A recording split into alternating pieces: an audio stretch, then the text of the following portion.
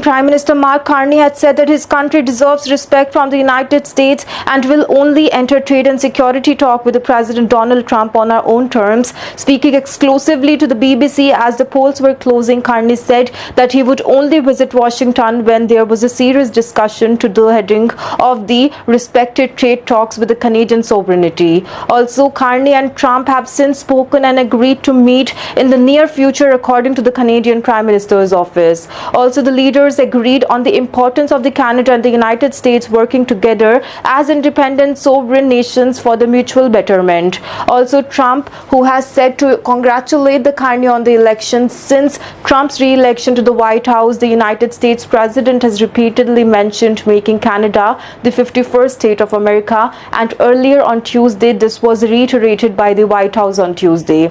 Also, the election does not affect President Trump's plan to make Canada America's cherished 51st state. Also, White House Deputy Spokesperson Anna has said. Carney, who secured a historic victory for his Liberal Party in a snap election on Monday, said such a scenario was never ever going to happen. Frankly, I don't need to think it's even going to happen with respect to any other country, whether it's Panama or Greenland or elsewhere, he added. However, he said that there was a win-win possibility for his country if it could secure a deal with the United States and also build on the trading relationships with the European Union and the United Kingdom. Strained US relation. Also, the US is a big market for the Canadian businesses, with roughly 75% of the Canadian exports heading south.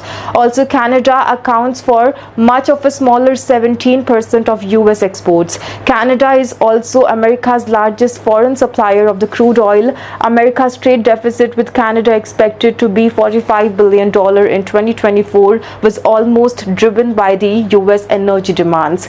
Canada and US relations have been strained in recent months, driven by the Trump's talk of the 51st state and referring to the previous Prime Minister, that is Justin Trudeau, as governor, the title for the leaders of an individual American states. The US president has also sparked a global trade war in which Canada was one of the first countries targeted with tariff.